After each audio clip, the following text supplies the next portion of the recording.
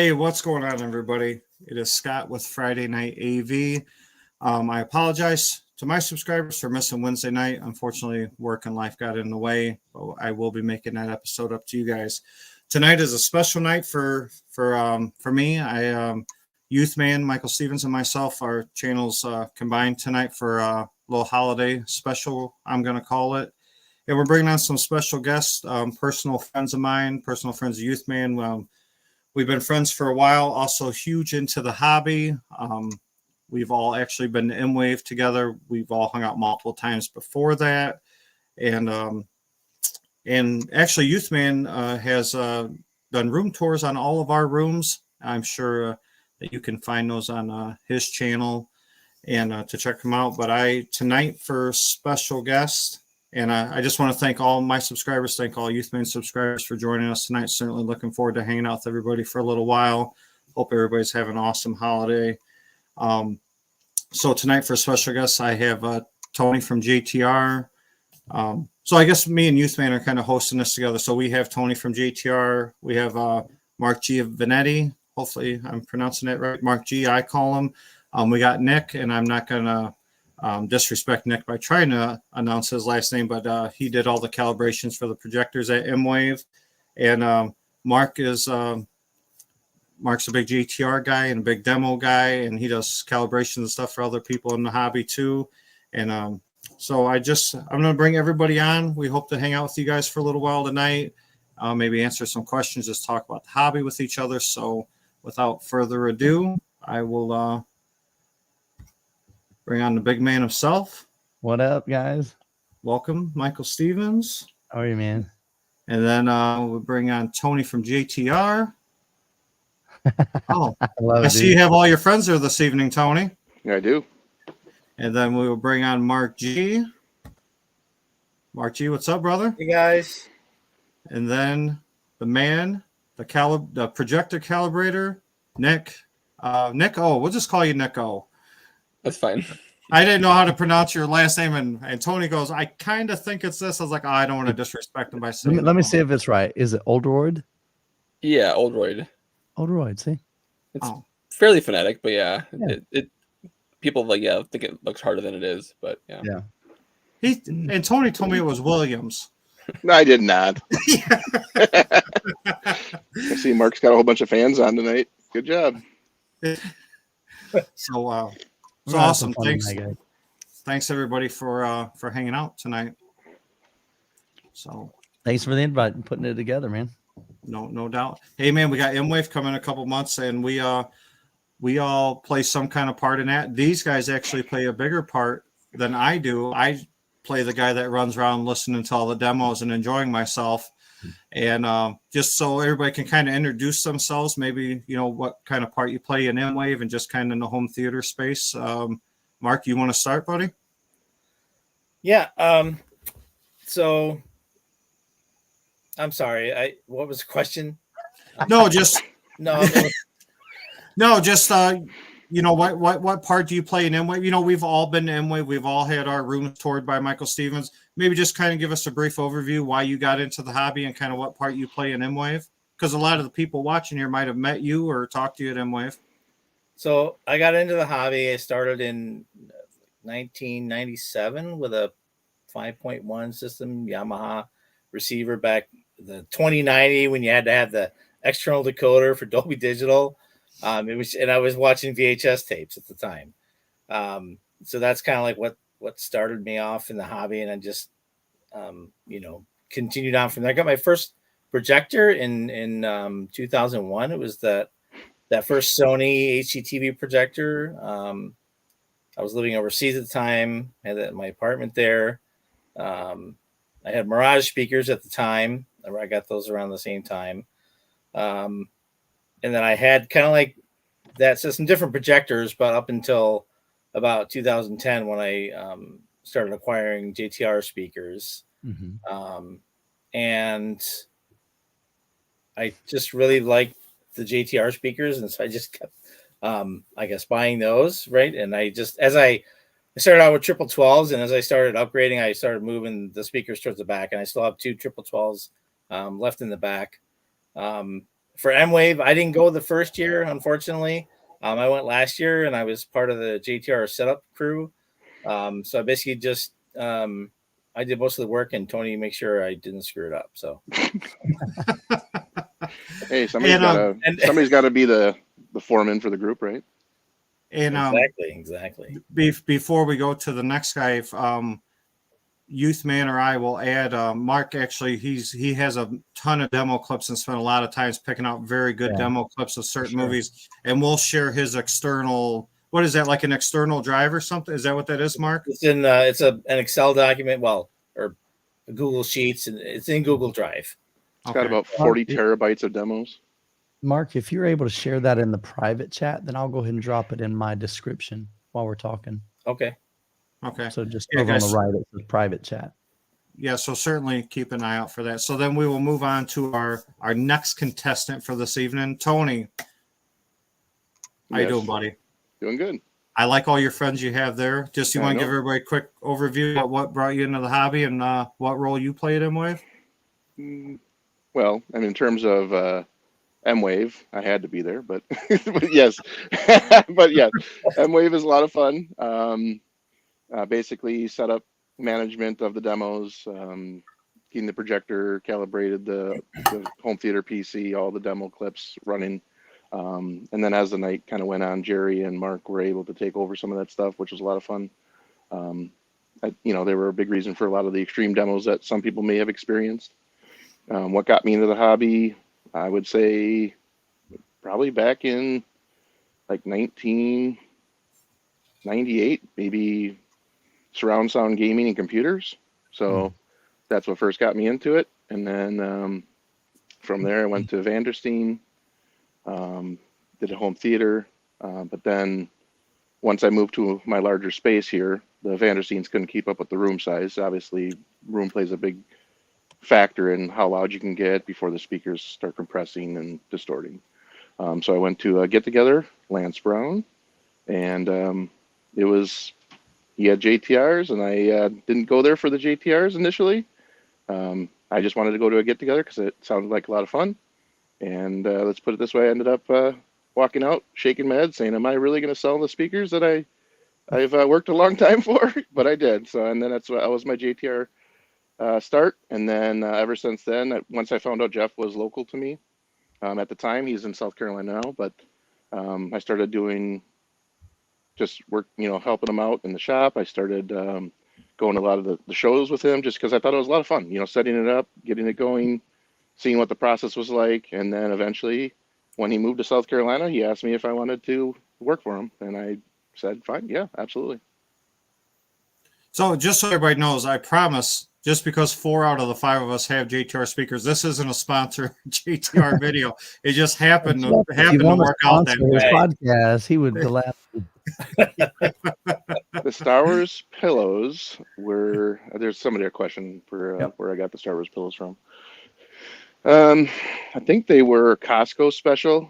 I actually had one of my home theater friends pick them up for me because I saw them at his place, and I was like, dude, I love those. And I don't know if they sell them anymore, but they're pretty incredible. Actually, I love them. So, but yeah, I think it was Costco special at the time.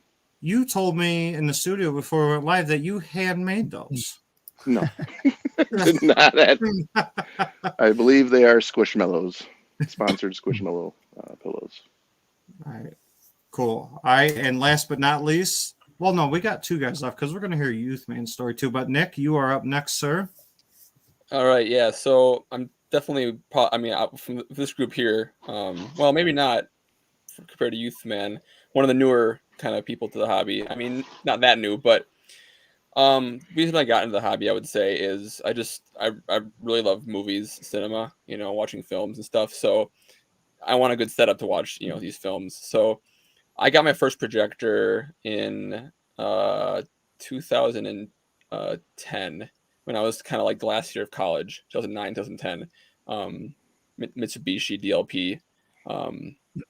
And so I had that in like a, kind of on campus little apartment, just shiny on the wall, white wall. It was fine at the time. And then I think Ryan was asking, like, how do we kind of choose our speakers? I bought my speakers when I finished college and moved into like an actual apartment, had a full-time job.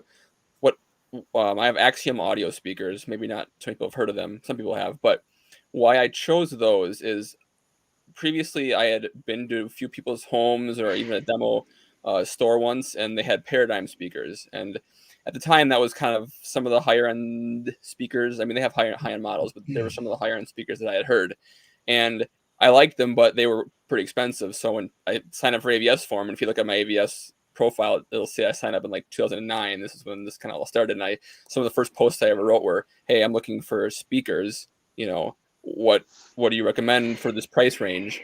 And then the first question people ask, is a good question, is what have you heard? Like, what speakers have you heard? Let's find something that's similar, or maybe you did or didn't like something about what you heard. Let's find something similar or something that's known to be slightly different in the way you might prefer. And so someone recommended, I said I like Paradigm Studio Series, and someone said, hey, Axiom Audio, I've heard both. They sound similar to Paradigm Studio, but for like half the price. So I'm like, sure, that sounds good. And I looked up the company, looked up, to buy them, and they had like 30-day, 60-day in-home trial. You buy 5 speakers, you get like a 10% discount. I'm like, this seems good. I can buy them. It's a good price. If I don't like them, I can return them. So I bought those, and I had no problems with them. I loved how they sounded. So I still have those, 13 whatever years later today. So that's how I got the speakers that I have. And so for what I do at MWAVE, I've known Youthman for a number of years now, and Ryan and stuff, and I kind of knew them before, MWAVE was really an idea when they wanted to bring this whole, home theater tour experience to everybody. So I was kind of there at the beginning, and I like to come up. I come early, I come help set everything up. I'm just very into projectors and calibrating projectors. So I kind of am the one that gets to set up the projector demo room and kind of run that. So I really enjoyed doing that. And they all looked awesome. I think you did a good job. Heck yeah, man. Yeah. All right, cool, man. And last but not least, Michael, I don't know if you have anything to do with MWAVE or not, but how did you get into the hobby? Well, you guys all have more like work to do at MWAVE than I do anyway. So yeah, I think when I seen you there, you were mopping up a mess and parking cars. I'm putting out fires and running around, high fiving. I'm just the hype man of MWAVE, man. That's it. Ryan does all the hard work. He does all the organizing. He's in the chat. Well, you're doing a good job because I'm hyped up. I'm ready to go now. I've been telling you since I bought the tickets. I'm packed. I got a shirt and a pair of pants. I'm good. MWAVE is just literally a dream that I never really knew would even be possible. When I started my channel 6 years ago, it was really just to share my passion for home theater. And I began reviewing some products. I began to do some home theater tours back then and locally. And then eventually brands were willing to fly me out to other states and eventually other countries to do some home theater tours. And so that's just been incredible. But MWAVE was it came about just as a result of 2 guys sitting in his home theater going, what would it look like to do, because we did a projector shootout. I was like, what would it look like to be able to open this up to more people than 20 or 30? And what would that even look like? And how would we make that happen? And we just began to dream and plan. And 6 months later, MWAVE came to be, and we recruited some people and said, hey, look, let's just have some fun with this, man. Let's do something that nobody's doing in the industry. Let's provide some resources for consumers to be able to see some things side by side in blind A/B comparisons. And so it's been super cool. I got into home theater back in the days of Dolby Pro Logic. So I'm just trying to think. Mark might be the only one that I'm 48. How old are you, Mark? I'm gonna put you on the spot. 55. Okay. So, and Tony, you're younger than me, right? Yes, I'm 42. Yeah. So I'm like one of the old dudes, man. But I came up through the Dolby Pro Logic and laser disc. And I remember being at college and my one of the guys in our dorm bought a laser disc player. And we were watching like Top Gun on laser disc on just a little CRT TV. But I had speakers, like big speakers. At that time, they were 12-inch speakers, and I'd put them out on the balcony while we were playing volleyball. And so I've always been interested in movies and music, mostly movies. And then when Jessica and I got married, I was working at Circuit City and bought my first real surround sound. It was a Polk Audio system, 5.1 Velodyne sub 10-inch. And ever since then, man, I've always had a system and just always upgraded, finding used deals on Craigslist for many, many years, and eventually offer up and let go in Facebook Marketplace. And that's where the term Youthman deal was coined. I didn't come up with it. I just kept finding all these crazy deals, things that were 75% off MSRP and in the used market, and just trying to inspire people, with that, and share those in the Facebook groups and forums back then, and then starting my channel 6 years ago. And I just, like I said, I'm grateful. Never dreamed that I'd be hanging out with a bunch of cool dudes on a podcast talking about what we love, which is audio and video and movies and music. And what night do you do that? like right now, buddy. Oh, okay. Right, I was gonna say now. I want to watch that episode. Yeah, no, this is it, man. But you guys have been great friends over the years. It's been cool getting to know you, and it's really neat just to think that I've filmed each one of your home theaters. And so yeah, because I was making notes earlier. I was like, what similarities do we all have? And it ended up being quite a few. Yeah, for sure. But it was really cool. I mean, and I got to give Tony a lot of credit. This was, when I did the short version is I reached out to Jeff for about a year. I never heard from him. And one day on the Facebook group, I'm like, Jeff, everybody in my audience says, man, if you like this brand, you got to check out JTR. Their subwoofers just are absolutely nuts. So I reached out to Jeff. I emailed him. I think I sent him a note on Facebook, probably Instagram, and like every platform, email. Of course, I didn't hear anything. Jeff he was a one-man show, just doing it all, and he was just overwhelmed. And so eventually he had posted on Facebook. He had a whole home theater system at Axpona. And I said, Jeff, that system looks incredible, man. I'd love to hear your subwoofer sometime. And he actually replied. He said, absolutely, man. Hit me up. I'm like, dude, I've been hitting you up for a long time. And so we got in contact, and so it still took several months. But he sent the RS2s. Oh my gosh, I was blown away. And I never heard and experienced single digits. And I was like, this is just unreal. And I said, Jeff, I love your subwoofers, but I'm curious, like, what do your speakers sound like? I'd love to hear those someday. And he said, we can make that happen. And I went, what do you mean? He's like, I'll fly you up. I'll give you a tour of the facility. We'll look at, what we do here at the factory and at the or what do you call it? The showroom, headquarters, whatever you want to call it. And he said, I've got a couple of JTR customers that I'll take you by their home. And so one of them was Tony's, and excuse me.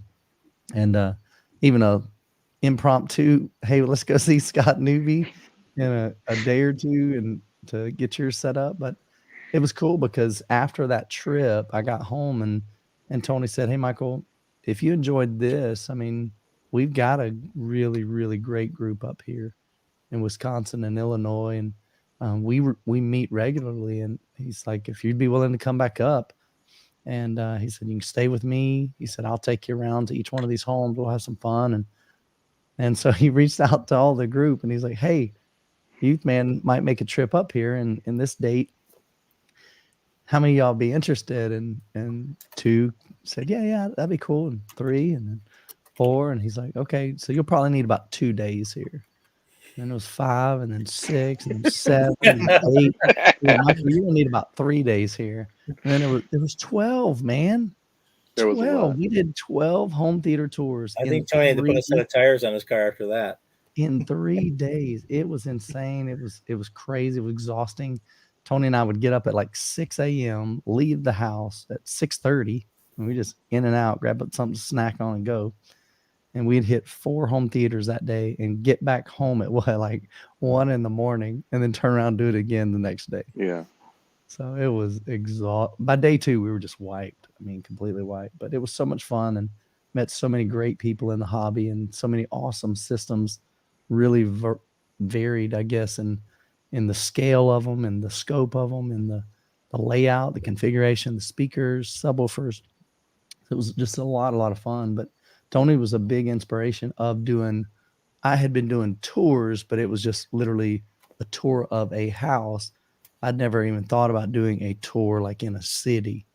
And so, and then he's like, "Hey, have you had fun doing that? I know this other guy, Jonathan, Yep. and he's down in Kansas City, and I could hook you up with Jonathan. I bet he'd be willing to do the same thing."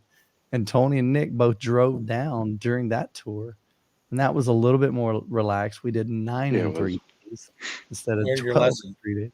Huh? You learned your lesson. Yeah. So we backed off. It's still hard, but yeah. So we did Kansas City tour. That's where I met Ryan. He was one of the home theater tours, and then that's when he said, "Hey, you want to come back up here a month later and do a projector shootout?" And so I flew up, and then MWAVE was born from that. So it's pretty cool, man. Just thinking how all the pieces have just lined up, and what we're just trying to do to change the industry, to change the hobby, and really just to bring something that's relevant and different to the space that gets people excited about home theater and really focuses on what we've got here, and that's friendships. So I really, really value that.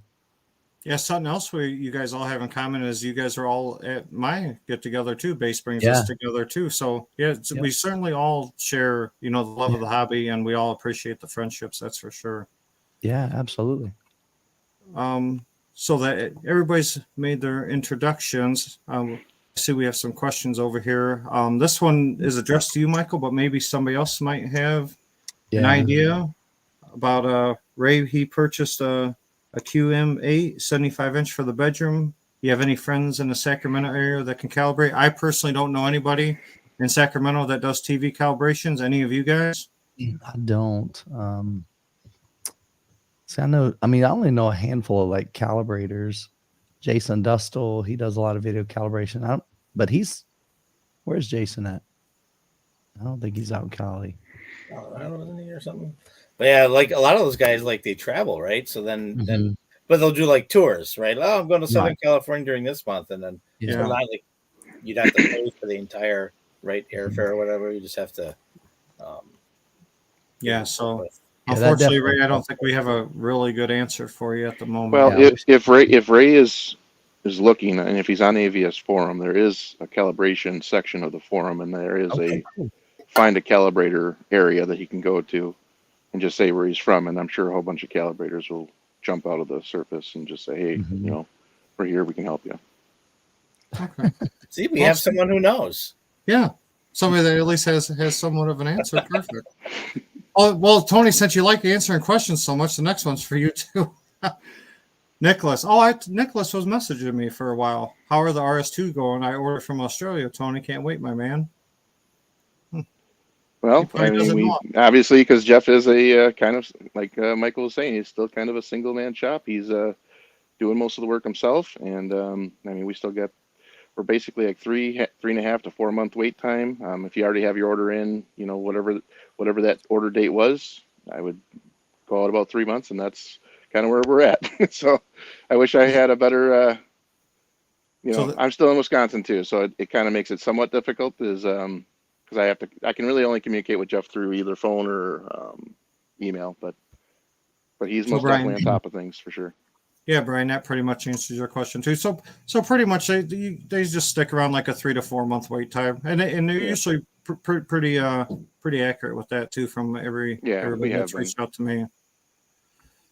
Okay, let's see. Jay Clark, I'll start with a question. I have a ported sub. I have recently plugged the ports and been using it in sealed mode. It sounds better. Would this make sense in a basement room? I also have 2 PEQs on.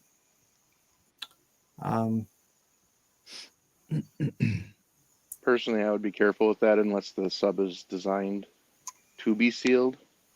Sometimes that can void warranties, things like that. And because the drivers are different between ported and sealed subs sometimes. Yeah, so because usually check with your manufacturer. Yeah, because if you're talking like a sub that has a change like an SVS sub where you change it to sealed, I believe that changes the DSP within the sub to make it act appropriately for being sealed and not ported anymore. Right. I guess I've only seen it where it's the other way around though. I've only seen it where when you unseal it, like there are some that come with plugs, and they have like an EQ switch in the back, and they say, okay, there's 2 ports, and there's 2 EQ modes, but you're not allowed to use one of the EQ modes if you have both ports open, for instance, because it's Yeah, too so much. I found that with like HSU, That's what I'm thinking of. they have one of those switches, and it basically said there's a big warning. I'm glad I read the manual because I wouldn't have known. I mean, there's no warning on the switch, but in the manual, it's like, hey, make sure you don't use this with like all three of them ported or you know. So I was like, oh, I'm glad I read the manual. Normally I don't. He says But I didn't. SVS PB3000. Yeah. Okay. Yeah. So if you Yeah. put it in sealed mode and you switched it, then yeah, I mean you're doing it safely, obviously. Yeah. In the app, you can easily switch that. Yeah. Well, you the might thing is, like the way he that doesn't it say sounds, but- what sub he has though, so that's why I'm not going to make the assumption it's a sub that has the switch. He wrote it in the Descartes, he said it's chat. Oh, he did. PB. Oh, Yeah, it okay, said okay. 3000. Yeah. Then yeah, okay, that makes sense. Sorry about that. Yeah, just change that in the app. We Okay, good. Ryan Rowe, I want to know how each of you guys found JTR or any other speaker that you have come to love. What led you down the path to them? How did you discover them? What made purchase them for your room? Well, I'll start with that because mine would probably be the easiest. I got tired of blowing subwoofers and blowing speakers. I needed to find a speaker that I couldn't blow. Me and my dad were walking around Expona, and we heard this enormous amount of bass coming from a room, and I followed it like a greyhound or like a red hound, and I found the GTR room. And actually, at that time, I didn't like the configurations that he had because they didn't work very well in my room. But once he dropped those talls and sofa tables and stuff, I certainly jumped on board. And it was basically I could listen to levels that I would like to listen to, which can be extreme at times. And I wasn't blowing drivers or blowing speakers, and I was getting nice, clean output. So that's just kind of how I ended up there in a nutshell. And who would ever like to go next? Nick, how did you came to love the speakers? I kind of already covered that when I. Oh, in my yeah. intro, yeah. There you go. Mark, how did you come to love? What speakers do you run into? The Bose. How are you liking the Bose?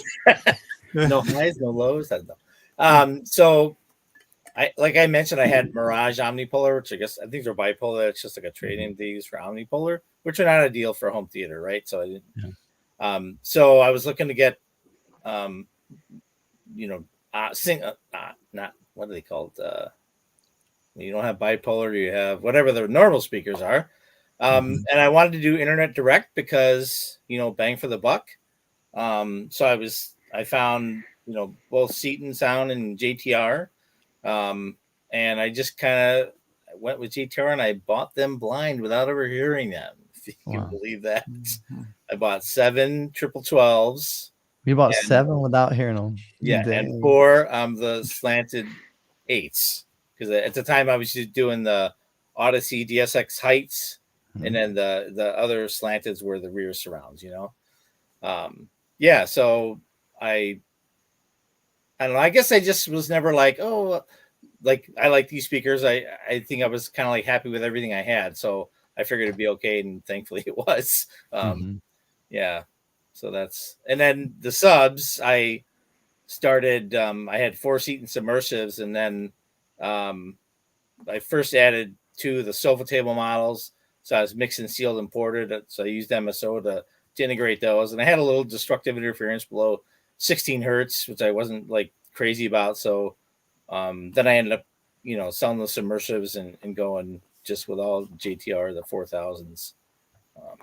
I had somebody here today for a demo and, you kind of mentioned like, oh, when you turn up the bass like that, are you concerned about? I'm like, no, these things are indestructible. Okay. And Tony pretty much already explained his going from Vandersteens to JTR and why he did that. So, and Michael, you were Calypso Scala and SVS subs pretty much when I started watching your channel. What initially? I mean, because you seemed very happy with them when I first started watching your channel. What initiated that change? Yeah, Scott hadn't. You didn't listen to the entire spiel I gave earlier, did you? Oh, I didn't. I went through the whole thing. Yeah. Yeah, I was playing a trick on you. Yeah, I reviewed the RS2s, and then I Jeff remember me. that. Yeah, once I heard Jeff's, or once I saw the factory and saw what components he was putting into it, that these things are monster crossovers networks. the driver alone, the coaxial driver, Right. at that time was like $900 cost. So it's not like he's putting cheap components in these. These are really high-end drivers, high performance. And then after hearing Tony's system and hearing your system, I was like, okay, this is in game for me. It's going to take a long time. But this is in game for me. So that's how I found out about them and heard. And initially, I found out about them just from people in my comments. They're like, "Hey, check out JTR." I'm like, "Who's JTR?" I mean, I've been around a long time. I never heard of this company. And that's when I began to do some research and reach out to Jeff, and finally got to hear him my own self and experience. And I'm like, "Holy cow!" This is Yeah, nuts. I remember you telling that story before. I just wanted everybody else to hear it that joined us. Yeah, in case they joined us later on in the Yeah, chat. exactly. All right. Love it. Pyro just ordered his first JTR sub last Sunday. Can't wait. Tony was great and very helpful while ordering. Well, look at that, Tony. And You're you going to got get some love, another Tony. gold star. Yeah, right. I don't know much about Trina, but maybe you guys do. Big Bass Sama recommend me a D to A converter, digital analog converter I should buy. I'm not picky about anyone. I need one that's compatible with Trina altitude 36 to allow past 32 up to 48 channels. I'm not interested in their other Trina products. I know That's a question Trinoff for Nick because he allowed. knows all about how DA converters can sound different, right, Nick? Yeah. Well, hot topic, right? I We have mean, one there's of our a- friends is a turnoff, and I think he was experimenting with this. I don't know the details. Is it maybe you just need a is it just optical or something input? They use their optical output and they use their coaxial output. But the Okay. thing is, you can't take that 32 up to 48 with that. No. You can Is do that four just additional. enough You for, can like, do four. 16? You can do 4 additional channels. Right. It's like 16 to 20. So the best place to go for DAX is I would go to, what is it? ASMR? No, ASR. what's it? ASR. Audio Science Review. Audio Science Review. Go to the list of DAX, like he does reviews. Look for the one that has the highest signal to noise ratio and has the correct inputs that you need. That's what I would do. And usually they're fairly cheap, $100, $200. Yeah. but he's wanting to use a D to A converter to somehow expand from 32 channels to 48 channels. He can't go to 48, but I think he can go to 36. Okay, so he may be able to add a couple more. Yeah. Okay. Okay. All right, I believe this question's for all of us. Do you watch movies on your home theater system when the movie doesn't have good sound? Movies like Yeah, great. Breakfast Club. Yeah, I won't personally. I won't buy like a 4K copy of the Breakfast Club or something. But if it's something that we're gonna watch, I mean, I might buy it in 4K, like off Apple or something, and we'll stream it. But yeah, we'll watch it in the theater. I mean, it's not all all out action movies. I mean, for us personally. How about you guys? Yeah, I watch a fair amount of old movies. A bunch of them have mono audio. I mean, it doesn't stop you from watching it in the theater. I mean, I still want a big, giant projected image. I mean, that's how the movie was originally when it came out in theaters. Even back then, it would have only had mono audio. That's why it's mono on the disc. That's just what they mixed and made. It's like from the 40s, 50s, 60s. A lot of those they weren't doing crazy audio. Scott uses BEQ on Breakfast Club. Ryan's. If there's a BEQ, you load it, man. That's the way. This is the way. You probably did that on Barbie too, right? I haven't even watched Barbie. Cat and It's the girls went. terrible. Is Oh, it? God, it's terrible. Yeah, it's terrible. Oh, My yeah, wife made me watch it. That was one of those. Well, no, I guess we saw it in the theater room. I mean, in the theater, local theater. We didn't see it in the theater room, but. So what? Yeah, What no. about you, Mark? Do you use your movie theater only for Transformers and stuff, or are you watching No, everything down there? I use it a lot. I mean, in the past I have been known to tell the kids, "Oh, that's not bulb worthy. Like, let's just watch that in the family room." It's not bulb worthy. I love it. That's But I think I've relaxed a little bit on that because Nick told me that you worry about that too much. I'm like, you're probably right. yeah. So, That's yeah, we funny. watch. I mean, I watch a lot of stuff in here.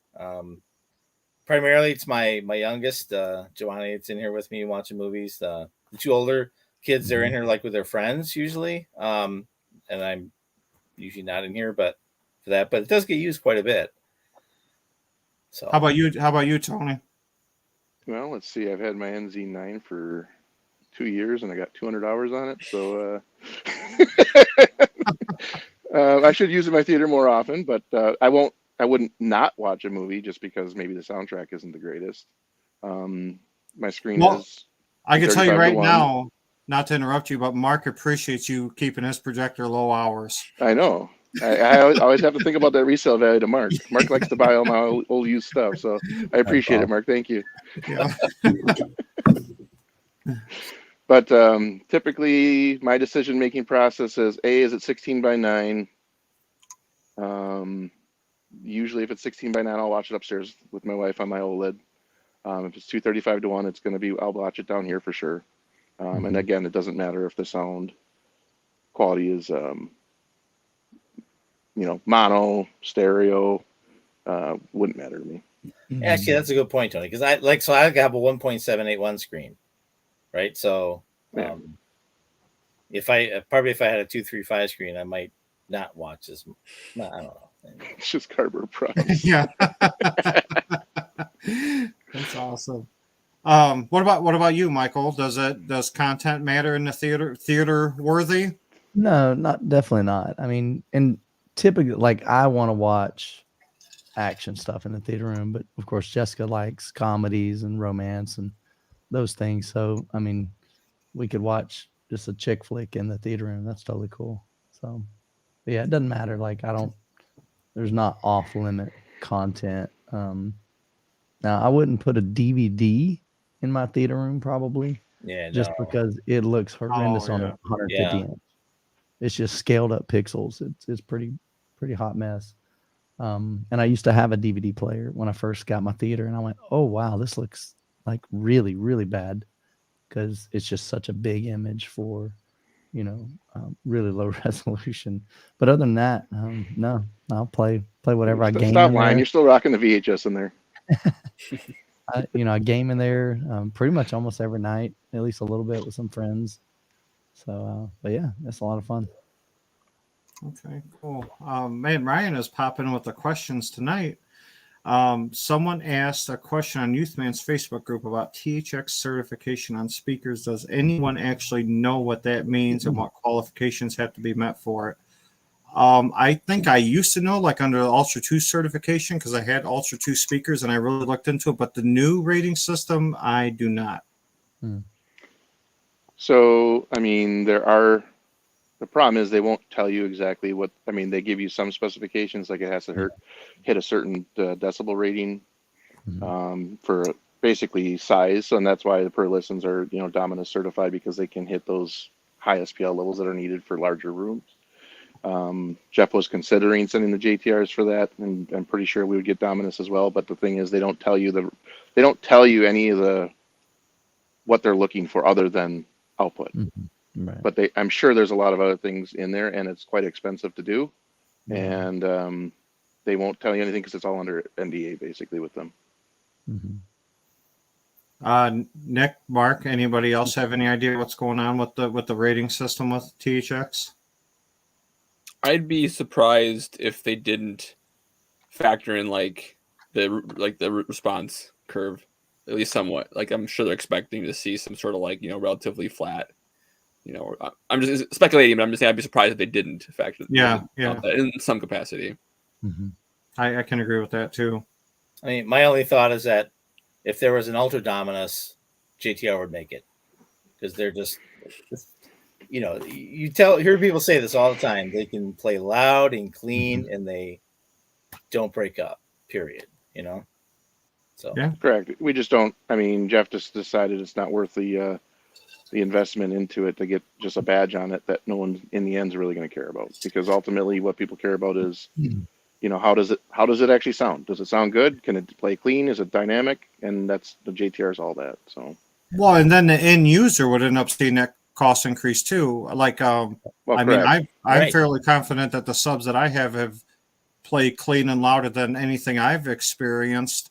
So I would definitely want to keep my costs as low as possible. The THX stamp on, if it costs an extra $1,000 for the sub, I really wouldn't like that.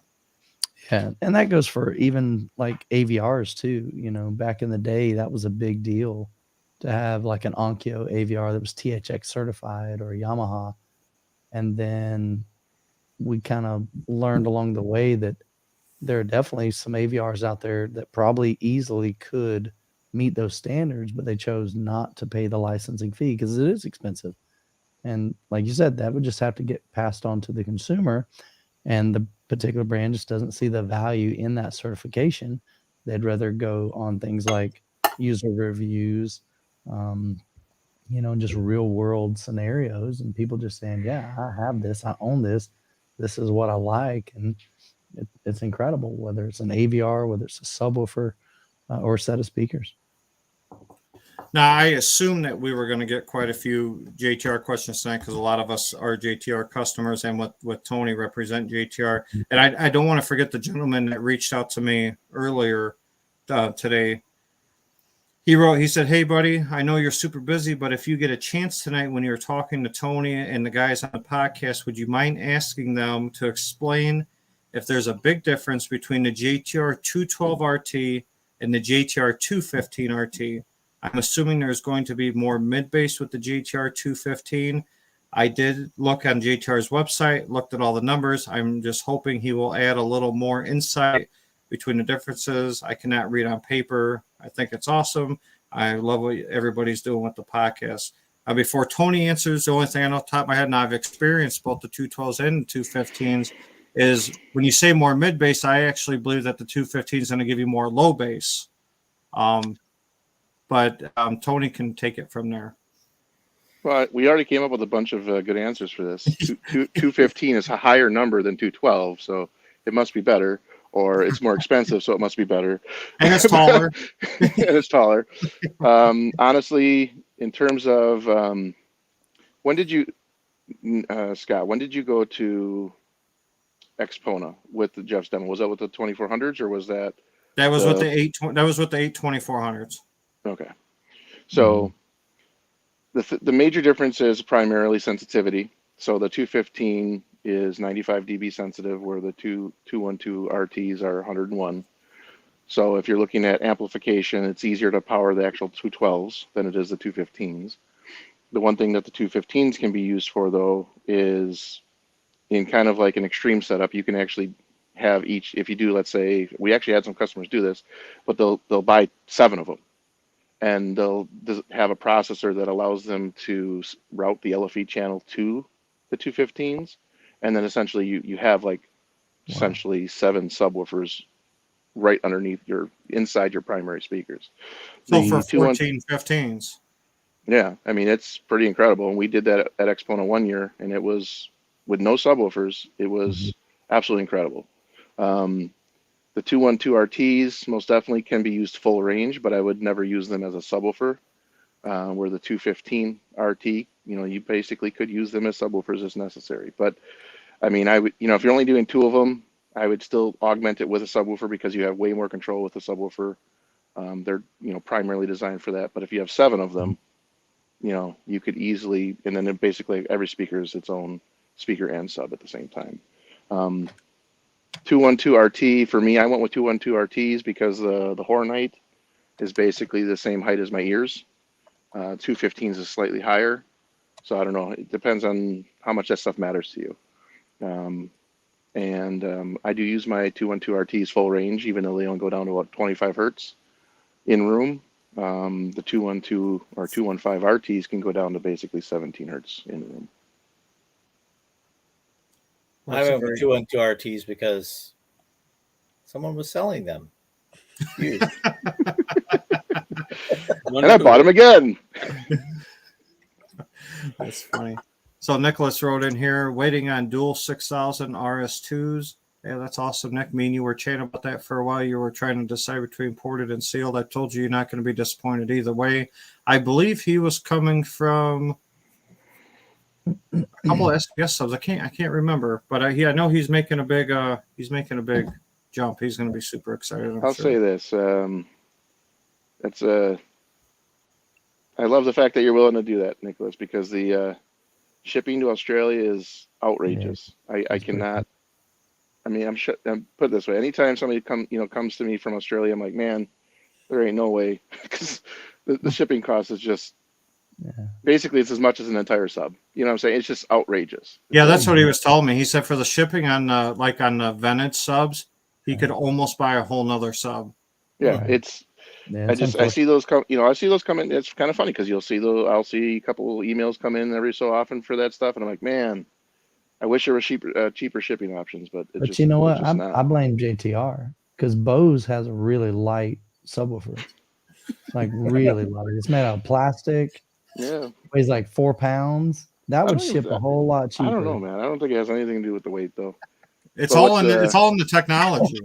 But what's it's funny that, is it's that flared port. Yeah, it's something about it. well, and then answer me this: why is it cheaper to ship to China than it is to the U.S.? Yeah. So It's so horrible. I don't understand. Like I can Yeah. ship to so Jeff's South Carolina. We can ship to North Carolina, but it's cheaper to ship to China. Whatever. Yeah, that ship it doesn't to make China and go pick it up and then bring it home. Yeah, there you go. It doesn't logically. It doesn't make any sense to me whatsoever. No, that There's a doesn't lot make of any things that sense happen either. So I don't know, Chris. Emotiva Basics MR1 or Onkyo RZ70. Honestly, I don't have any experience with either one. The Emotiva products I've had experience with, I was never super satisfied with, but I know this is a newer model. Either of you guys have experience with either one of these? Not those in particular, no. No. Emotiva, just unfortunately, my experience out of two of them, I own the RMC one. No, I'm sorry, UMC one, and then I reviewed the RMC one, and just they're challenged with processors. So, but the Onkyo is still kind of a new series. I've heard good things about them. I haven't reviewed any of their new stuff. Back in the day, when I Not first true, got them- Ryan. What's that? What is that? Dude, I'm not even gonna start that. Oh yeah, you conversation. had the RMC one for a Dude. while. Thing was That was the best Overpromise. preamp you ever had, right? It's over just- promised, under delivered. Let's just Yeah, put it that way. It's unfortunate you have to unplug it to get it to reboot, because even at your home, you're like, man, something's goofy going on. You have to go and unplug the thing in the server room. Basically, you got to go outside the theater room, plug it back in, and you shouldn't have to do that. Did I Especially have to do that with you when you came over? I don't know if you, maybe the second time that I was there, it was goofing up, but not that first time. First time it worked out great. Or maybe you just told me that you had to do that. But So, yeah. Kevin, I've seen that now there's guys starting groups. I don't know if there's one around Springfield area, but I've been seeing random groups. Didn't a group just open up by you, Michael, in Florida? Somebody just started something not too far from you? We're trying to. I say that it's Casey. He's trying to head that up, but we haven't gotten anything really nailed down. I thought we were getting there, but I think it's kind of really slow go. But I'd love to see it. But in Springfield, Missouri, I mean, how far is that from you guys? No, that'd be Kansas, guys. So Kansas, Missouri. Yeah. How far is that from like Jonathan and all them? Probably 3 hours, maybe. Okay. So Kevin, I would look up Jonathan on AVS. He goes by, man, I'm drawing a blank. Archaea. Yeah. Archaea. What'd you say, Archaea? Yeah. He's our little chia pet. Archaea. Yeah, look up Archaea on AVS forum. You can also reach out to him on YouTube. So it's Jonathan Von England. And I have a link to his in most of my videos, not in this one because Scott set all this up, but I've got a link on most of my other live streams if you want to look at the description and go to his channel. But I just looked it up. It's a 2.5 hour drive, so that's definitely doable. It'd be doable, and it would. Yeah. I promise you, it would be 100% worth it because they do not weekly, but about monthly get-togethers at different people's homes. And if you could make the drive, man, I promise you, you're going to meet some really amazing guys that are passionate about this hobby, that are more than willing to help out, answer any questions, and you're just going to get some really cool experiences. And you may even get some ideas to bring that even to your area so that you could start one. And that's the hardest thing. And Jonathan, he'll tell you that's the hardest part. Tony, I think you were the the lead in your area and Jonathan Sure was was. the lead in his area. That's the hardest thing. And most of the time, Jonathan will just tell you, you got to take the initiative. If you want it to happen, most time you got to say, hey, look, I'm going to open up my home. Who in my area would be willing to come and hang out for a couple hours, and we'll have some snacks and some drinks, and we'll fire up the theater room, have some fun and do some demos. And then once people come and experience that, they're hooked. They're like, oh my gosh, this was amazing. I want to experience this again. I'd be willing to open up my home. And then that's when the process starts. And then it just grows from there. But you got to be willing. Somebody's got to be willing to take the initiative and go, I'd open up my home and extend the invite. So the way that I started mine for the Illinois Wisconsin group was I started on AVS, opened up a group there. Well, actually, like I said, it started with the first get together that I went to. It was kind of an eye-opening experience for me, for sure. And I said, this is awesome. I love this. I want more of this, right? So that's kind of how it started. Met a couple of really great guys. I know you heard me talk about Alex. You've never met him, but he was a great part of the reason why the group was, because he allowed anyone into his home. He didn't care. And Mark's kind of the same way. Whatever, Scott. I'm the same way too. No. I'm saying my other Scott from my group. I said Illinois Wisconsin group, and I should have said Wisconsin Illinois group. But it did start initially. It started with me. It did. Well, technically, the Illinois group's probably bigger now, but in terms of the size of the number of people in it. But yes, it was pretty great.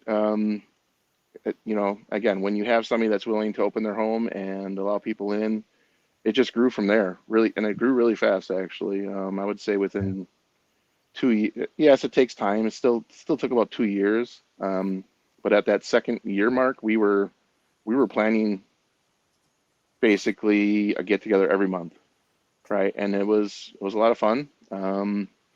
COVID happened, which kind of stopped it for quite some time, a little bit, and then we started back up not too long ago. I mean, it's not as active as it used to be, but maybe once every 2 months we'll go to a get together. That's so awesome. But Mark and Scott have been constant at least twice a year with their big get-togethers, which is awesome. So I go to those pretty much almost every single time. And like I said, and then obviously I met you, Michael, and then that's how that started, because I was like, well, I know a bunch of people that love this, and if you want to get a whole bunch done in one area, and I know that we kind of want to plan another one at some point, because I have another 8 people kind of lined up already. So we'll be doing a Wisconsin, Illinois part 2. Pretty much, yeah. And well, then, if you come to Base Brings Us Together, Michael, maybe we could set that all for the same time. How far are they from you, though? What are you from my house, Tony? Hour and a half? 2 hours ish. I don't know why I'm thinking he's a lot. Everything's an hour and a half for you. It's like 2 to 2.5 hours, depending. We'll just take Scott's private jet. Yeah, that's fine. I'll have my driver pick us up. Edward, we actually have 2 members in Madison, Wisconsin already. Actually, Mark, do you have the keyboard? Send them a private message, Edward. For the people that don't know, me and Kate are actually taking a road trip, and we're going to be going down to visit. We're going to go do some dancing with Donnie Dunn, and we're actually going to go visit Youthman for a day or 2, and we're actually going to go visit Matthew Post and check out his theater too, all in March. So we have a busy March. Yeah, you have a fun time.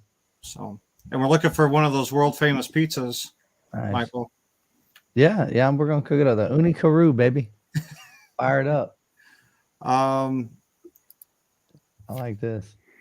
Rob said he's thinking of starting a group in Utah. Do it, man. Yeah, dude. That's what's up, man. Do it. I chat with these guys all pretty often, man. I mean, once you go to somebody's house and you guys just kind of hang out for a couple hours, I mean, you got friends for life pretty much, and I mean, we chat a lot about the hobby, but we all met each other's wives and kids and stuff. We've all just kind of become buddies. So it definitely goes beyond the hobby. Pyro said he just ordered an RS1 on Sunday. only one for now. How would 4 RS1s sound versus 4 RS2s like what Youthman has? I'm not necessarily going to do it, but I'm just wondering and dreaming. My personal thoughts on it is obviously with the RS2, you get more bang for the buck because you're getting a second driver and the amp. It's cheaper route to go. With 4, you could do like one in each corner. I use pretty much 4 RS1s, RTJ8s, very similar in my living room. And I mean, 4 RS1s certainly, they hit extremely hard and are a good time, which I assume that 2 RS2s would hit about the same in there. But if it was going to be in my theater, I would do 4 RS1s, like one in each corner, or maybe the midpoint or quarter off the wall. Anybody else have something to chime in with that? Mark, Tony, Nick? Well, I mean, if you stack the RS1s on top of each other, it's essentially the same as an RS2. Yeah. Just a more expensive version of an RS2. Yeah, but the benefit with 4 is, like you said, you can place them strategically in the room. Yeah. And that would allow you to basically get rid of any nulls that you might have. So it's more about smoothing, having a smoother bass response, having better seat to seat consistency. If somebody were to offer me 2 RS2s or 4 RS1s, I would choose 4 RS1s. Oh, I would too, but the only logical answer here is 4 RS2s. Well, sure. Or in your case, 16 of them or something. I don't know. I thought for a second about switching out my 7 caps and selling them and going to like 12 or 14 RS2s. I thought about that for a minute. Yeah, so he also said he lives in the UK, so shipping might be. Oh. I don't know. Would shipping really UK is actually not. Last time we shipped some in the UK, it wasn't too horrible. Because more than likely they're coming on a pallet, right, Tony? RS1s can ship in an individual box. RS2 has to. Okay. RS2 has to ship pallet. Okay, so that may change the shipping. So. Hey, Mark, this question's for you. Somebody's asking, is that keyboard desk made for home theater? Is that like a specialty home theater desk? Oh, he's talking about this thing. Yeah. It's a piece of plywood that I just ran around over a bit and then painted it. It's, for the keyboard and mouse. And I made this fancy little pattern with my brush. I don't know if you can see that. I just I meant like that. It's like, so it was white. I did white primer, and then when I did black over top, it is. Anyway, that's what. Do you sell those on your Etsy channel? Yes, I do. Do you have a CRS binder about it? Yeah. No, let's see. I don't have a section on my keyboard in my binder. Yeah, for anybody that knows Mark, he's got a binder of everything going on in his theater and everything that's gone on in his theater and everything that will go on in his theater. So that will go on. Yep. He's got it future proofed. Yeah. So Ryan actually was going to say, Ryan did bring up a good point. Basically, if you kind of need the skills to blend 4 subs.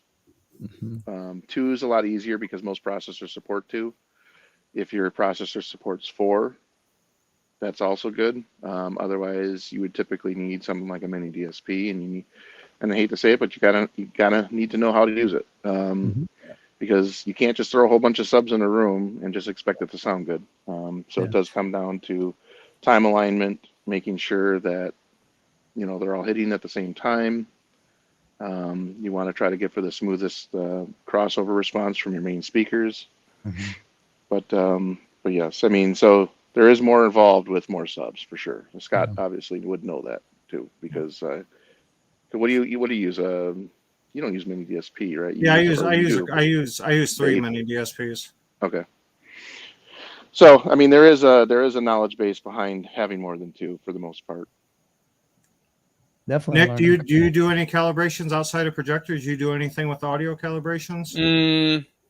I mean, since my room is not super audio centric. I mean, obviously I've run Odyssey, and then I have a mini DSP, and that was more for messing around with like the tactile bass, right, to tune in my hover for like delay and stuff.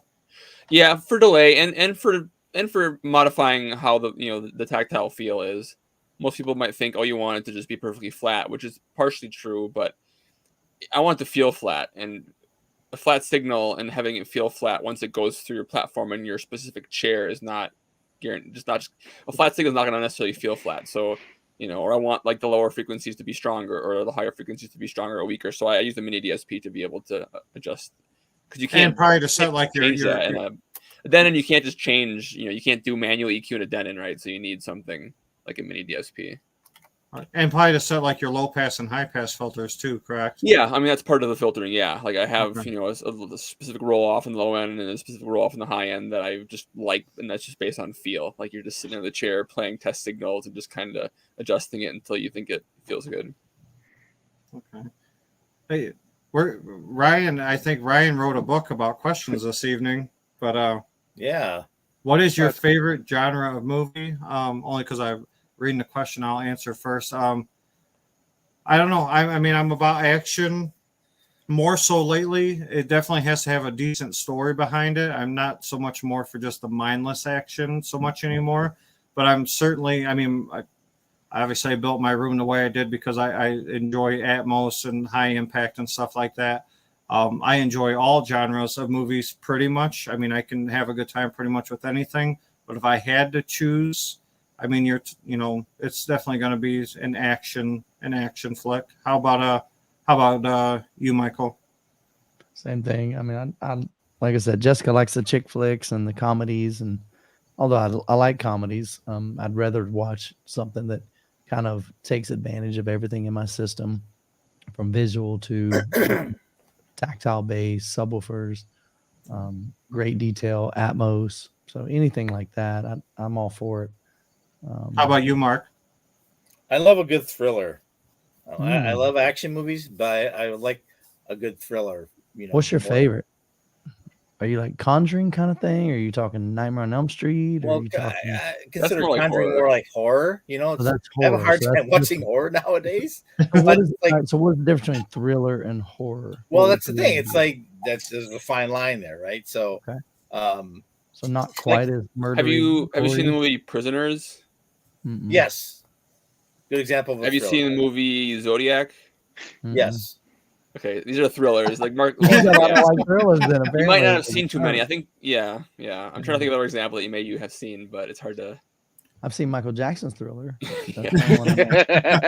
So thriller is more. I'm guessing like more psychedelic, kind of like messes with your mind a little bit. Yeah, and where you'll get definitely makes like you a think. jump scare or something, Yeah. Okay. That's Well, and a lot of those usually have pretty good like surround mixes in them too. Yeah. Okay. The Abyss was one of them. There you go. Yeah. I mean, lists are showing things like The Prestige. You've seen the Christopher Nolan movie, Minority Report. It's more of a thriller. I mean, like, think about it, right? Like, there's some action in there, but it's not like straight up constant action. Sure. Right. Lone Survivor. Borat. Captain Phillips. How about you, Nick? What if you had to go with a genre of movie? What are you looking at? What's your pick for the evening? Science fiction, for sure.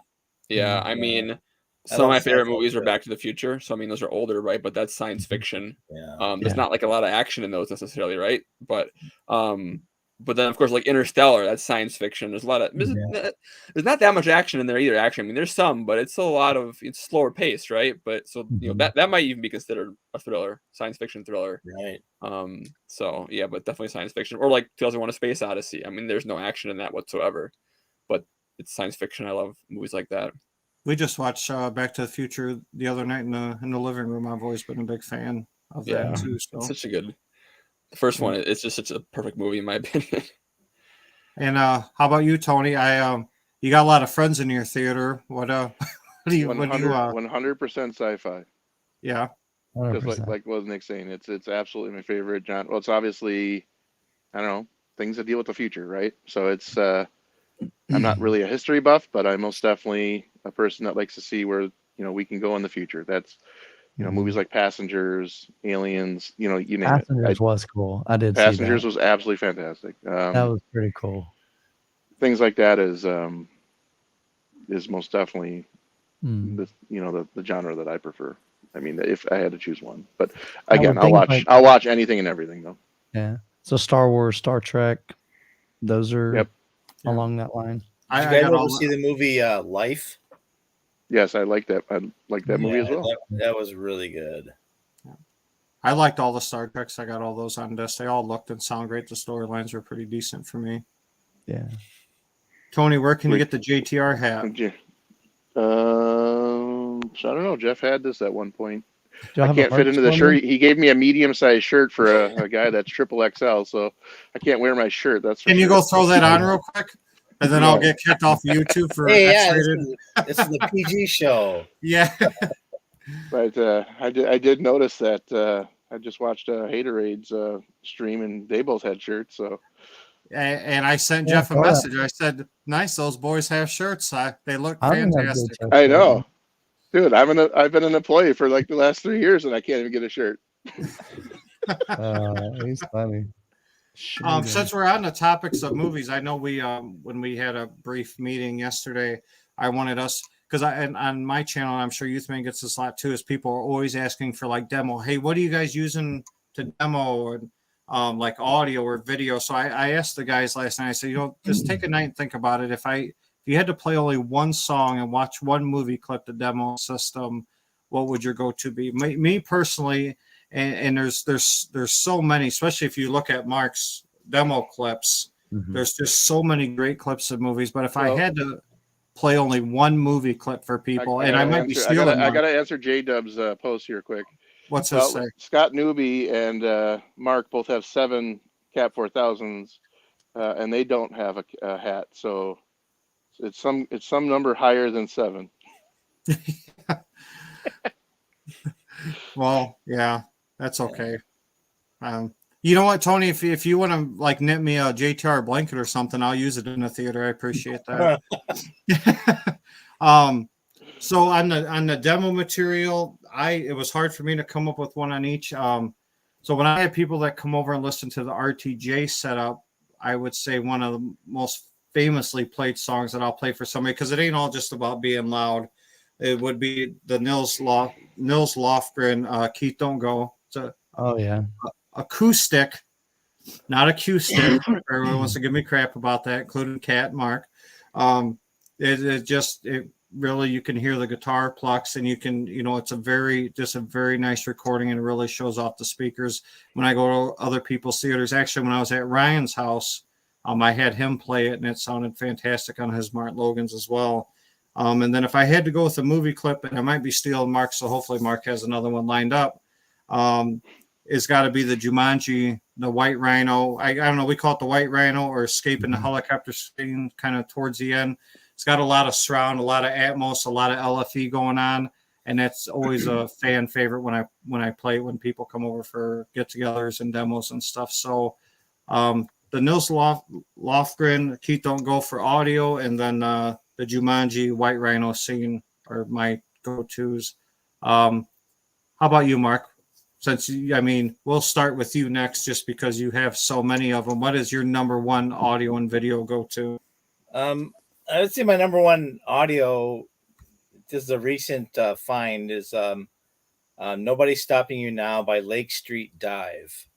I went over to a friend's house recently, and he has a totally sick car audio setup, and he was playing, a bunch of tracks in his car, and one of the songs that wasn't that one, but from Lake Street Dive. And I started digging into them on Rune, and I found this song, and it just, the female voice is, her voice is really unique to me. I don't know, for me, it elicits an emotional response. I guess it's kind of like a female empowerment song, and I'm not a female, but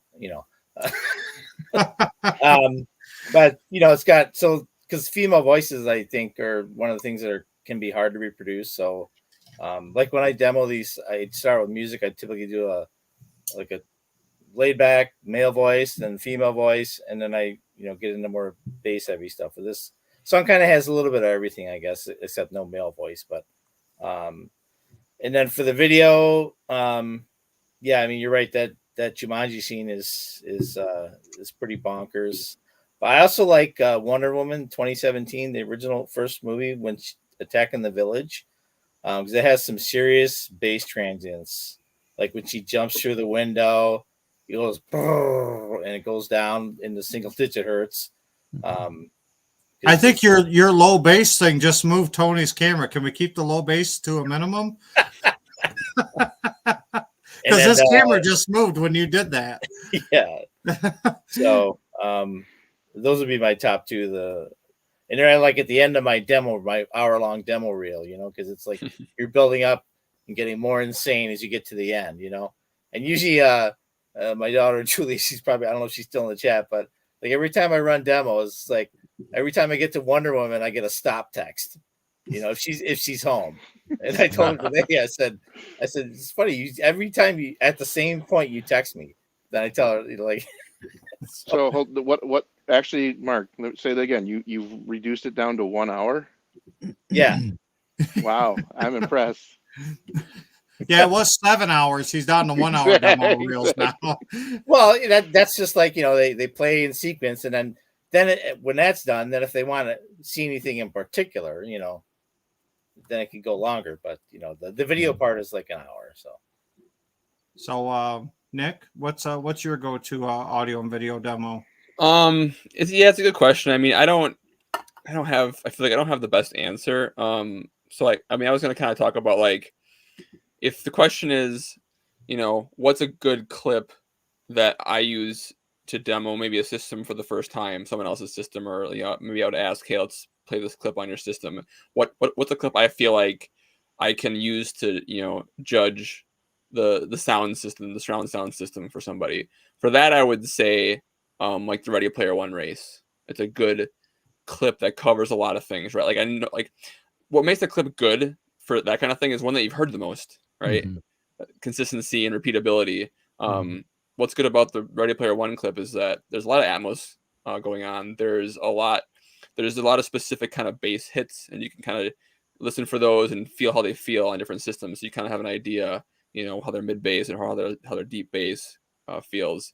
It's also got some almost ear piercing high pitch sound effects, and you can kind of hear, how is their treble tune? Is it a little too hot? Or is it not, is it more muted? Things like that. For video, something, a clip that again I pull up a lot is because I've just seen it the most. Pretty much the whole first few minutes of like the Lucy movie, right? It's got a lot of close up faces, so skin tones are really the main thing to dial in, right? If your skin tone color's off, that's something that people can notice. You're not going to notice so much if the sky is not the correct shade of blue because you weren't there. You don't know what it looked like, or the color of grass, or the color of their shirt. You wouldn't know. So if those colors are off a little bit, it's not a big deal. But if skin tones are off, you can usually pick up on that first. So you want to see this got a lot of kind of skin tones in it. And then that kind of can lead into one thing for a lot of people with projectors are looking for. How do you look at HDR, like what trips up projectors? And there's some things in Lucy, like there's this guy in this hat. It's very bright, this bright cowboy hat he's got on, and it you can see clipping and loss of detail if the tone mapping isn't on point. Or there's even a scene slightly after that with this fountain in the background, super bright white outdoor sun on a white water fountain, and it clips if the tone mapping isn't up to par. So things like that are what I look for. For music, I don't know how to pronounce like the name. I'll put it in the chat. I just gotta pull it up on my Spotify here. I'll copy and paste it. This artist, he goes out and with really high quality microphones, and he records like sounds, like a lot of sounds in nature, like water and like birds or walking on like gravel and just different sounds, and he incorporates these into like these kind of ambient... outside of Mark's house while he's playing Wonder Woman. Yeah. He kind of creates these ambient soundscapes, and it makes song tracks out of them, and they just sound really fantastic. I mean, they've got lots of all the different range, bass, treble. It's got everything in there. No vocals in that, so I mean, I would still want something more for that, but I think you'll find these interesting. I'll post them. I'll get the artist name and I'll post them in the chat shortly here. Okay, and you guys can check it out. Nick, it's interesting you talk about Lucy, because I don't think at the bottom of the demo clip list, I got like the video stuff that it's mostly stuff that I picked up kind of like in the Lumagen thread on AVS forum. People talking about tone mapping. I don't think I have anything for Lucy. I might have to talk to you about getting. I mean, I know. I think I know. I mean, where it's that- not like I mean, I would say, I mean, Tony really probably came up with that. I mean, it's again, it's Yeah. you see a scene and you're like, wow, that's such a good example of Right. you know, what does this look Right. like? And again, once you kind of have these established scenes, it's hard to change because it's like I know them so well Right. that I kind of want to stick with those because it lets me compare. I've seen it on 30 theaters, so if I see it on the next one, I can compare how in my mind how it looked compared to all the other theaters, so it's easier to judge. So that's how I was kind of approaching this, you know, is saying like this is why I chose scenes like that. Something that you're very familiar with. It doesn't have to be, you know, the most amazing demo. It's just something you're most familiar with. Right. But I'm definitely like always looking for new scenes. And I'm watching a new movie or something, or watching other people's demo scenes. I'm always on the lookout for something else, you know, to demo, to showcase something. I have different scenes that I use to showcase like tactile LFE. I kind of focus on that in my theater just because, you know, I can't do crazy, awesome, high level, high volume, high impact audio in an apartment. So I focus on the things that I can do in an apartment. Wonder Woman. Down the Yeah, no, flight. and I watched it at Marks and I love it, and I've added that to my, you know, to my demo reel when I have people come over and watch stuff. Tony, what's your go-to audio and video demo? I try to change mine up so every so often. Why? Because we keep stealing them. Yes, but that's besides that. Yeah. Oh. So, I mean, my music ones are still this kind of the same. Jenny Lynn from Greatest Showman, Star is Born, Bohemian Rhapsody for the music. For the action ones, typically the Tiger Tank fight and Fury. Well, that's Obviously, Ready Player One. But really, my favorite personally is probably the John Wick 3 Parabellum. I was Scene. I was gonna mention that. I forgot that. That's a good one for sure. Those all the John Wick Pretty much ones. the entire scene, like not just the shotgun scene. I know people like the shotgun one because of the you know, the impact of the shotguns, but I like the entire scene up to that too. So Okay. And Michael, when me and Kat come down to your theater, what is going to be your audio and video scene of choice to showcase your theater? We don't even use my theater. Well, where do we put our shoes? Yeah. One thing I want to do before you get here, I want to watch Gran Turismo. So I've seen a few clips from that. Sounds phenomenal. So I have a feeling that might become my new Ready Player One. Ready Player One, I use that a lot, and the biggest reason is one of the things that I look for isn't even as much as like the Atmos and stuff, but it's the LFE, the low frequencies, because when the wrecking ball hits the wall, when Kong steps or when he jumps off the Empire State Building onto the freeway, and then just before that, when the dinosaur stomps, there's some really low notes. And I've listened to a bunch of theaters, and the theaters that have subwoofers that, you know, stay around like 20 hertz, 17 hertz around there, you'll hear it, but then it just, I mean, you can just tell it just kind of drops off. And in my body's going, okay, where did that go? So I know to listen to for that. And I know that there's some content there that I can feel that their subwoofers may not be able to reproduce. And so to me, that's a good one just to tell like how deep a subwoofer can dig. Audio, I don't do a lot of 2-channel audio, but I have a 2-channel playlist. Some of the really top would be like Liberty from Annette Askvik. Really like that song. Hey Now from London Grammar. Those are two really good ones. I've got a lot of acoustical songs. For some reason, I just love hearing an acoustic guitar. Doesn't even have to be like a whole lot going on, just something done really well acoustically. I See Fire is another really great one I love hearing from Jasmine Thompson. So I've just got a bunch of, you know, just a whole Spotify playlist that that I listen to.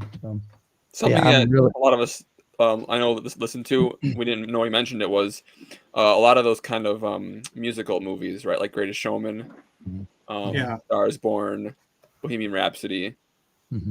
We've all used a lot of, I mean, especially like Tony, Mark, and stuff. We've definitely used a lot of those scenes. So that's music. It's, you know, mixed for surround sound for a movie. 100%. But yeah, those are, and it looks and sounds fantastic for sure. yeah. Hey, Michael, I watched Gran Turismo. It's no Ready Player One.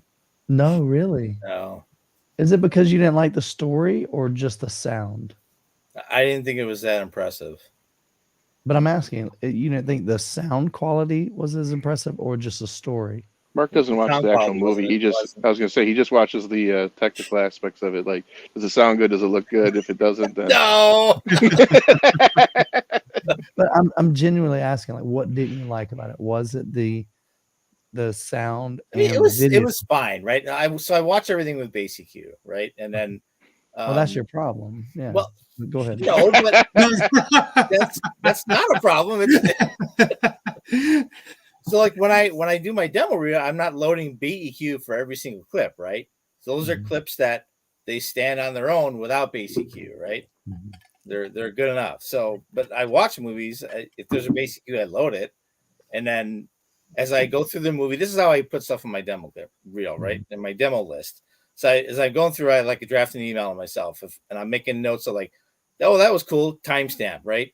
Oh, that was cool, another timestamp, and then I take those timestamps. I go through the movie, watch it in my office, get the chapter, the stop and end time. I make the clip, then I watch it back in my theater without bass EQ, and I make notes of all those columns I have in the spreadsheet of the different frequency ranges. Like, okay, check it if I kind of feel like it's there.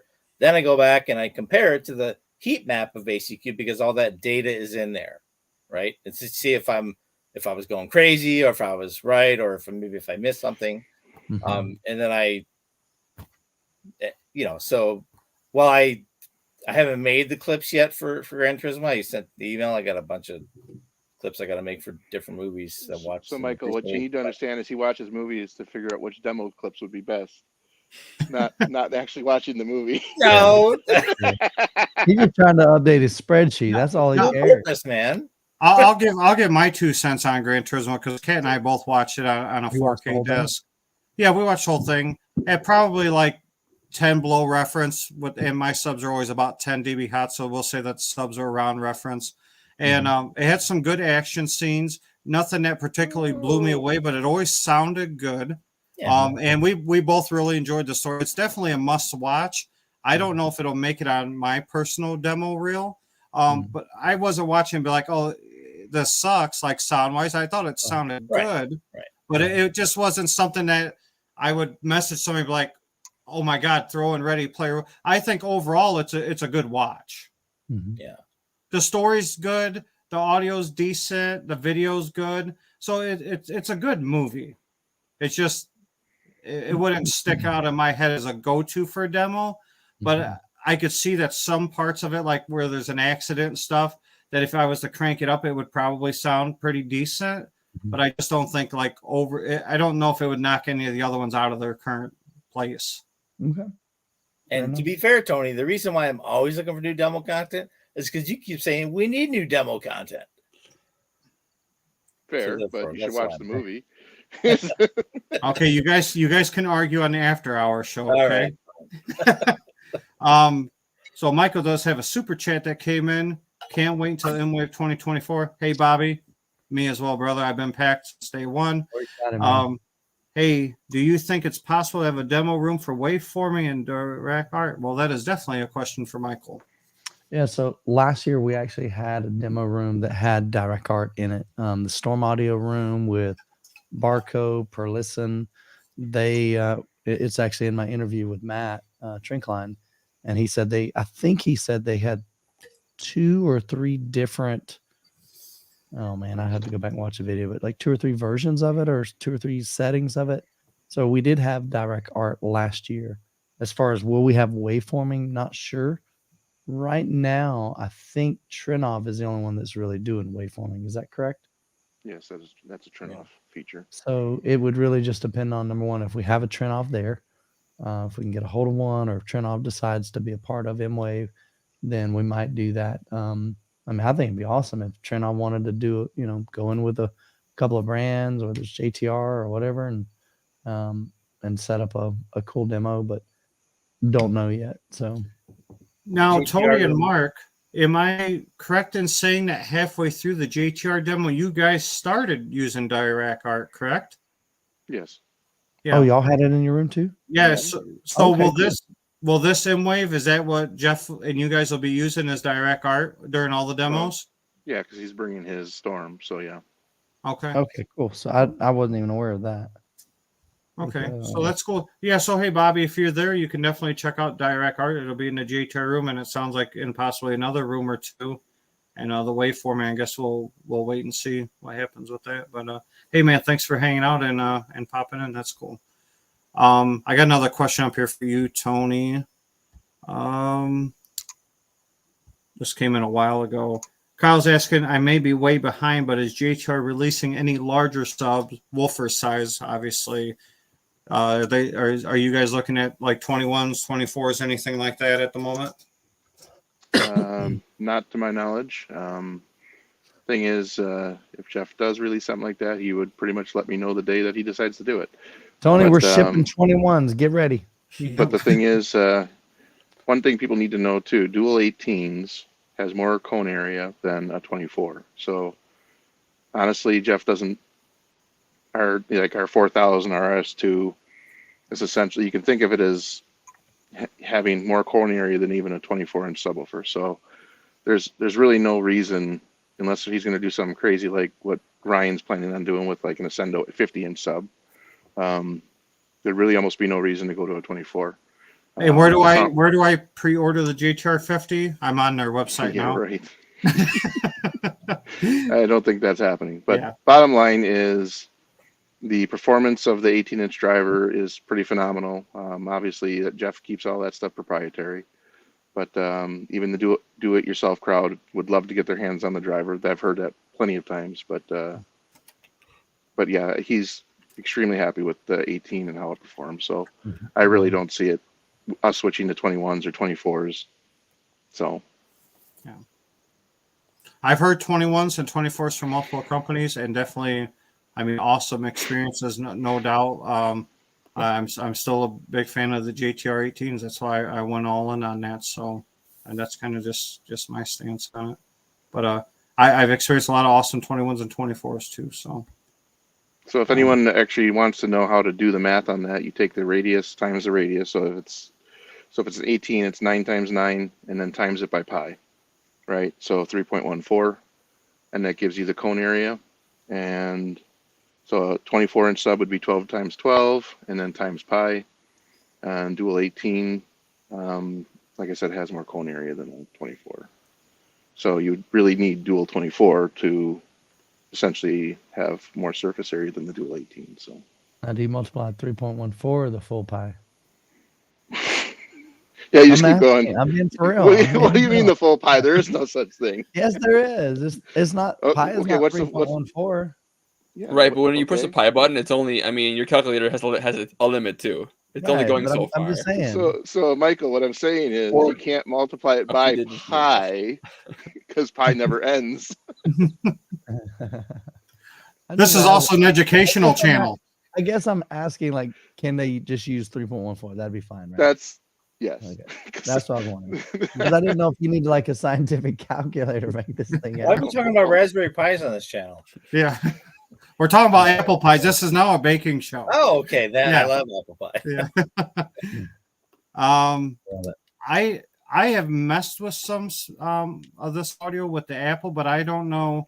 But the spatial audio, mid bass, he loves listening to it. But what's the deal with the output volume loss?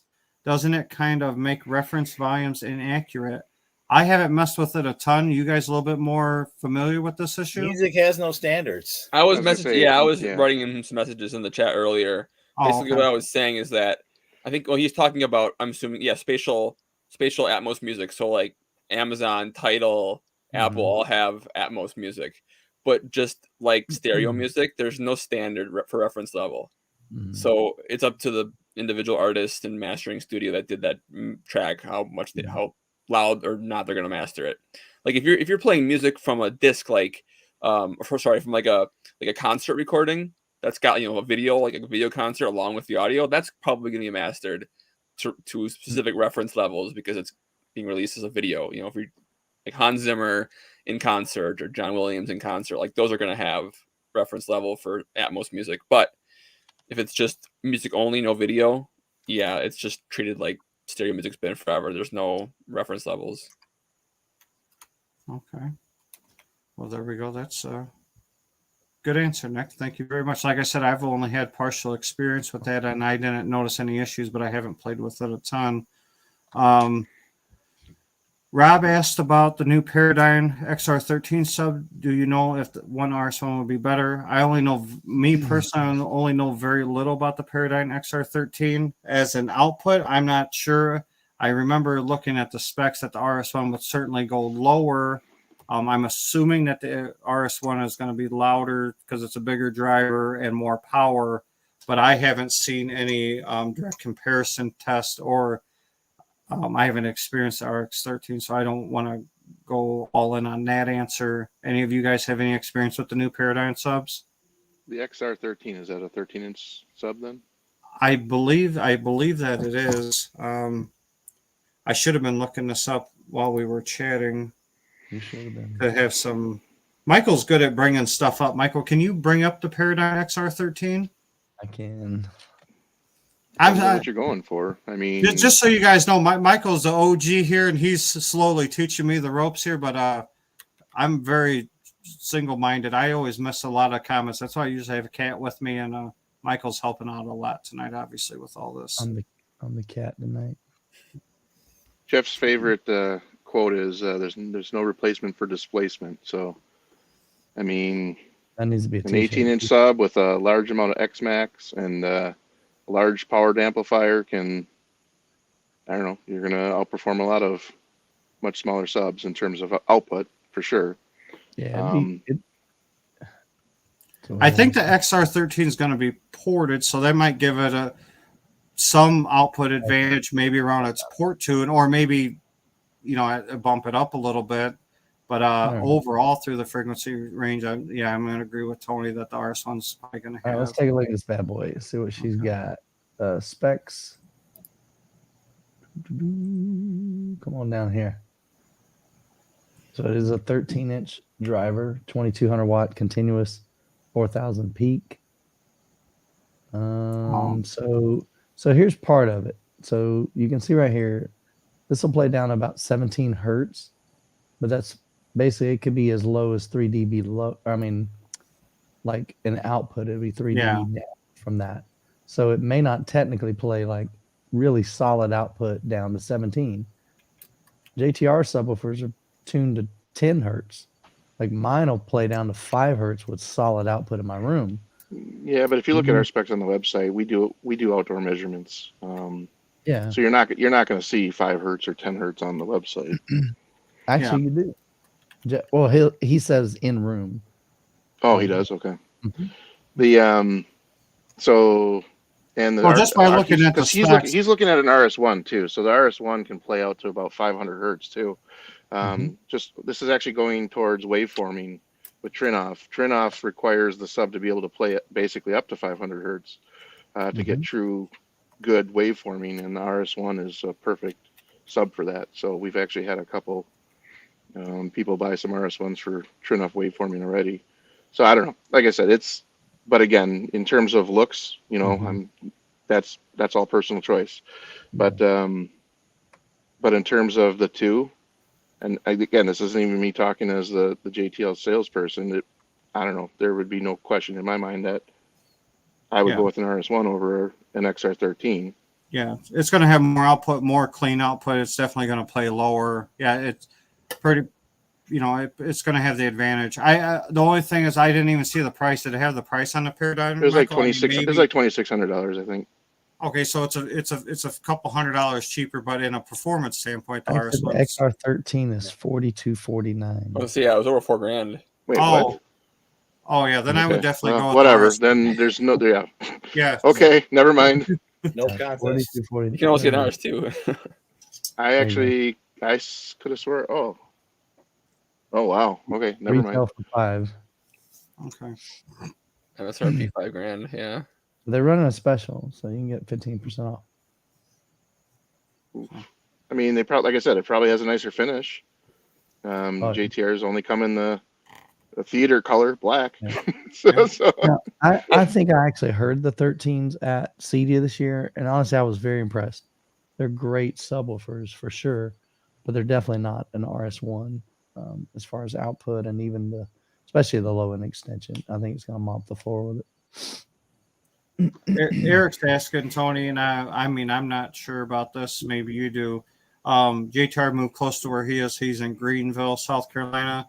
Any chance to listen to him at Landrum? Is Jeff going to build any kind of demo? I know he would do demos once in a while in Wisconsin. Is he planning on? He is planning on building his own theater out that he was going to use for demo purposes for customers, but it's going to be all RTJ. But just know that if you're listening to like the RTJ sub 18, it's essentially just an RS1. So I mean, the characteristics between the two speaker lines is very similar. So again, it's probably not going to be planned. It probably won't be ready till mid or late next year, though. Okay. I noticed another thing on the Paradigm page. So, not saying it's a huge deal, but it has like a programmable DSP. Mm-hmm. So it connects to your smartphone. It says it's ARC. They're partnering with, well, because Paradigm, I guess they do Anthem Room or Active Room Correction. Anthem, maybe they're partnering with Anthem, but it says it's ARC compatible. Includes microphone maybe, but yeah, so you can measure your subwoofer and adjust it. So basically you wouldn't need a mini DSP. It sounds like it lets you do a lot of things the mini DSP would let you do, but you can easily add a mini DSP to, any sub. It's not that much more expensive than a mini DSP. But it's like I said, it's a solid performing sub. There's no doubt. So Hey Tony, I seen that someone had a JTR sub that had a piano gloss finish, and they said it cost just as much as a sub. How is that true? Well, Jeff used to offer third-party finishes when he was in Wisconsin. He hasn't found any suitable replacements in South Carolina, so he's only been offering the stock finish. In terms of cost at the time, so give you an example, like let's say it was an RS1, that was about $750 for the custom finish at that time. But so definitely not the cost of the sub. No, it's not the cost of the sub, but it's still, well, let's just put it this way. It's not available right now. So it doesn't even, at this point, it honestly doesn't even matter. Doesn't exist. Yeah. Correct. Can't get the red ones. Okay. Yeah. Well, because he did the red. Yeah, I saw that on Facebook. 210 RTs at one point. It was the 4000 ST. It was beautiful. But... Oh, that was the Rosewood, I think. No, it was a like piano black gloss. I just saw it on Facebook a couple days ago. Oh, okay. I seen somebody bought one. I thought that was off of somebody else. Hey Zim, throwing a super chat over to Youthman. Yeah. Cool, man. Thanks for hanging out with us tonight. We certainly appreciate it, no doubt. I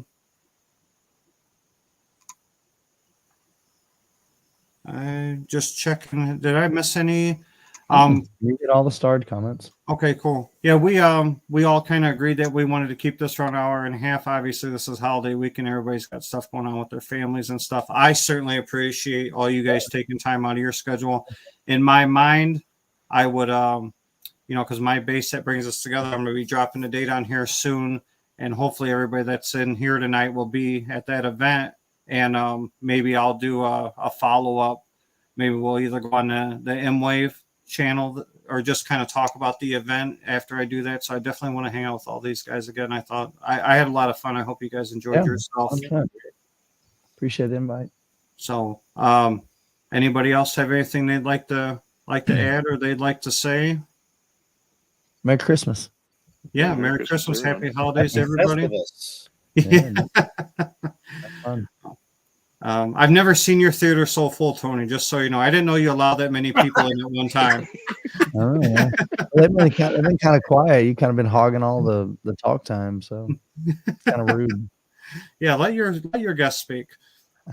So I once again appreciate all my subscribers, all Youthman subscribers, my patrons, his patrons, anybody that just take an hour or two out of their Friday night to hang with us certainly means the world to me. So yeah, man, we kept Ryan company while I was putting his server rack together. That's awesome, brother. Hey, man, thanks for hanging out, brother. I certainly appreciate it. He's getting his theater ready for MWAVE, man.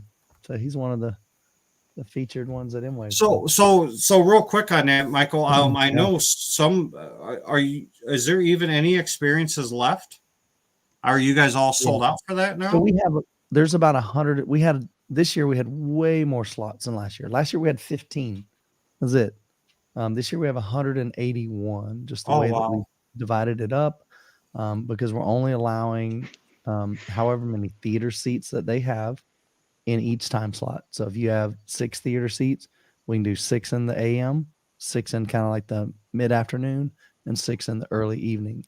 And so 18 people could visit that one home in that one day. So that opened up a whole lot of extra spaces. So I think we've sold, I haven't looked lately, but we probably sold a little over half of them. And so some of the theaters have completely sold out. Some of them still have, maybe they sold out in the morning and the mid-afternoon, but there's some in the early evening. So definitely you can check that out at midwestaveexperience.com. Up at the top, go to attend and go to home theater experiences. And that list will be there. There's, what do we have this year? 8 or 9 home theater experiences that you can check out. So, but yeah, there's definitely still some space. What happened in 6 hours? Well, just watch it 4 times. Just watch it. I love it. Real quick before we log off, Michael, for the people that want to watch, because you've done room tours of all of our rooms, is there a way that maybe you could drop links just in this? So for the people that want to check out Next Space or Mark, what's the easiest way for people to get to our review or to our easiest way to do it is I'll go right after I get off of here. I will go and find those, and then I'll link them in the description of the video, and that'll be the easiest way to see it. Okay, cool. So for anybody that wants to check out, if I put it in the chat, if somebody watches the first 30 minutes, they'll never see it. Okay. Can you share yours too, Michael, for my subscribers that maybe aren't subscribed to you? Yeah, what I'll do is I'll put it in the I'll put it on Facebook for you. Facebook Messenger. Cool. Yeah. So so if you guys want to check out my room or Mark's room or Nick's room or Tony's or Mike's room, there's detailed videos on all of our spaces, and you just kind of get to know our setups a little bit more. Yeah, so, just know that when mine was filmed, I was done. I didn't make any changes since then. Yeah, right. Yeah. Yeah, Tony too, right? Yeah, I didn't make any changes since then. Yeah, just new projector, new subs, new speakers. More these speakers. Are gonna be old stuff.